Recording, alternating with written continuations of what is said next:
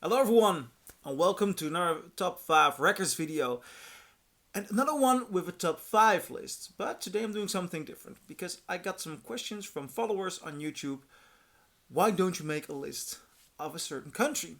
Take a look at what are the 5 best albums from a certain country. So that's what I did, and I'm gonna start this off with the top 5 albums from the country I'm from, the Netherlands. But don't worry, if you do not speak Dutch, most of these records will not feature Dutch lyrics, because in the Netherlands something interesting is going on. In a lot of pop music, for the last 50 years, in a lot of pop music, people who are Dutch will sing English to a Dutch audience. Beats me why we do it. But sometimes it works, and sometimes the Dutch have even made records you might not know are from the Dutch. For example, the big hit Radio Love by the Golden Earring, which was a #1 hit in the US, that's actually a Dutch band. Schocking Blue, Venus, that's actually a Dutch band. So there are some Dutch artists which you may not have known that they are Dutch. I'm gonna start off the list with an album from this year, actually. Yeah, something very exciting has happened here in the Netherlands. There is a band called the Ambassade, and the Ambassade has made a record, The Fool. This is incredible. This is the second album by the Ambassade, and their first album is also pretty good, but this one, it's tough to describe what kind of music they make. There is an element of synthesizer pop in there. There's an element of industrial music in there. It's very atmospheric, and this one is beautifully dark, but it is constantly packed and filled with great beats, great melodies. This album takes you places. It is a hypnotizing beauty. Beautifully pressed, good version. The titles are written in Dutch, but there are barely any Dutch lyrics being sung. They are there, but they're also not mixed to the front. This is about atmosphere, and it is a masterpiece. Go out and find yourself a copy of this one before it runs out. The Ambassade, The Fool. It is awesome. And there is a chance that I'm going to put it in my best of 2023 list. Because, well, there are great albums coming out, but this one is probably among them. On number 5, The Fool by Ambassade.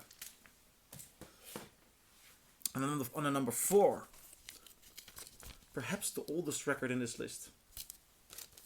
Voor, de Overlevenden by Boudewijn de Groot. Which translated is For the Survivors.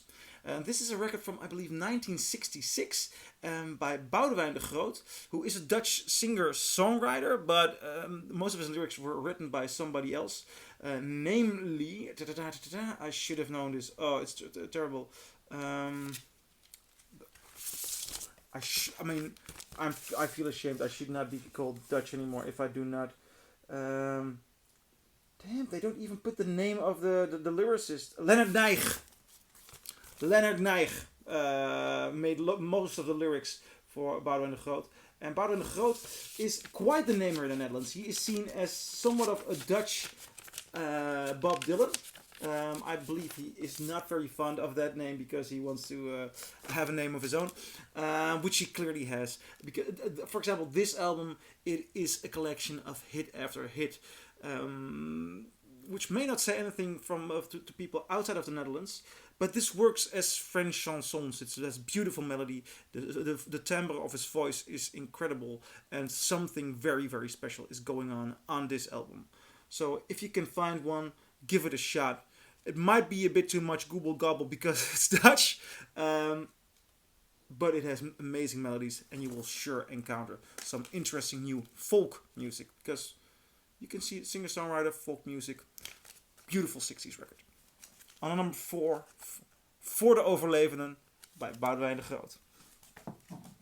And number 3, we're going to some Dutch blues. Some Dutch blues in here. And this one has been a success outside of the country. Groeten uit Grollo by Cuby and the Blizzards. The 1967 record. And until a couple of years back when they made reissues of this, this was quite the collector's item. It still is, because it's an original pressing on the, I believe it's the Philips label. Yeah, it's on the Philips label. Man, this is quite something. Cuby and the Blizzards is basically a blues rock band, and it featured on piano. It featured Herman, who later became a big Dutch rock and roll star. But further, he's not that present on his album, because this is clearly the blues band of Cuby, Harry Musquet, and it was written and recorded at the Dutch countryside. It comes from the countryside, and the interesting thing is that somehow I find it hard sometimes with white blues musicians, because sometimes you can just hear they're not rough and raw enough. But these guys come from a countryside, and they clearly have this working man attitude, and you can hear this is convincing blues. The voice of Harry Musquet is strong. It's awesome. Oh, I have been playing this record so often. The first song on this record, Another Day, Another Road, written by Harry Musquet and Herman Brood. Great song. After the Big Bell by Eddie Boyd. Then the third song, Somebody Will Know Someday, written by the guitar player Elko Gelling and Harry Musquet. That song, Somebody Will Know Someday. If you are watching this video and you have not heard that song yet, pause this video and play Somebody Will Know Someday. It is one of a killer blues track. It is so good. Seriously, give it a shot. I've got So Many Roads, great song. King of the World, John Lee Hooker cover. Babe, Please Don't Go, great cover. No Shoes, John Lee Hooker cover. And Another Land, an original by Musquet and Gelling. Freaking awesome. This is one of the best. I would put this in the top 25 of best blues records of all time. Seriously, it's that good. Go out and give it a spin. It's amazing. On number 3, Groeten uit Grollo by Cuby and the Blizzards. And on the number 2, I already mentioned this band earlier in the video, Golneering. Golneering and their album entitled, I will fold it out because somewhat this record looks better folded out, Moontan. Moontan is one killer of an album. The Golneering, they made quite a career for themselves in the United States. What I'm holding here is a first Dutch pressing from, I believe, 1973. And, I mean, take a look at the track list. I'll start off with side 1. Side 1 starts off with Kenny's Going Bad. Beautiful. It's almost symphonic rock. So many melodies going on. Then you get Are You Receiving Me? Great epic song. The third song, Susie Lunacy, it's okay. It's okay. First 2 songs are bangers. Strong, great bangers. And it was already side 1. Then side 2, it starts off with Radar Love. Radar Love. And when you listen to it on a first Dutch pressing, it's smoking. Done just like Vince Taylor, which is a good song, and The Vanilla Queen, which is also a good song. But this album has 3 masterpieces, and as a whole, it will rock your socks off. Please do yourselves a favor and give this one a spin. It's a masterpiece of 70s rock. Now, where are we gonna end this list with? What's the number 1 best Dutch album? And we're gonna end off with Herman Brood and his hit album Spitz. Spitz was also released in the United States following the release of the single Saturday Night, which was a Billboard top 50 hit single. I believe it even ended up in the top 20. It's a late 70s record, and this was, in the Netherlands, a hit beyond belief. I spoke to the drummer of Herman Brood, who said that if you would walk the streets in 1978 in Amsterdam, you would hear this record coming from different bars. Just one street, different bars. And all the songs were played. This was a full-on, blown-out hit record. Herman Brood is the biggest rock and roll star from the Netherlands.